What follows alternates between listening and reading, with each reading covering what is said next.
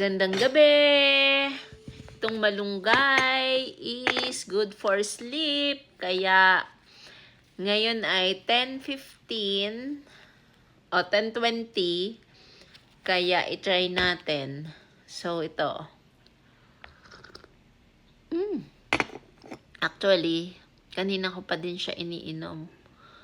Ang kaping to. Masarap talaga. Hindi ito biro. Talagang magugustuhan nyo din yung lasa niya.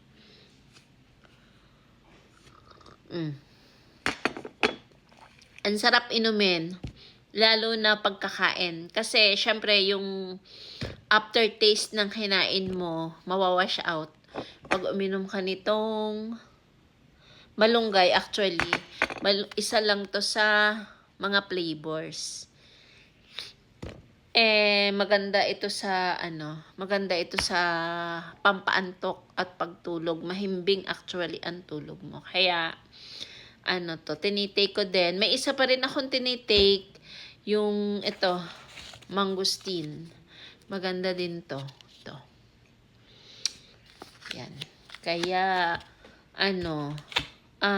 i-try natin. All natural yan kasi yan ay corn coffee, caffeine-free, kaya pwede sa may mga ulcers, sa mga acidics. Hindi hahapdi talaga yung tiyan nyo. Kung sinasabi nyo, ay, baka ako'y, hindi okay sa akin ang kape. Okay. Maganda talaga kasi all naturals to. Gawa sa mais at saka sa malunggay. Look. Ito ay 150 pesos lang. 100 grams na.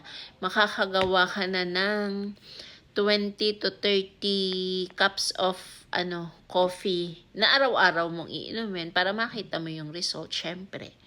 Okay. Hope you like this. You like it. You like this.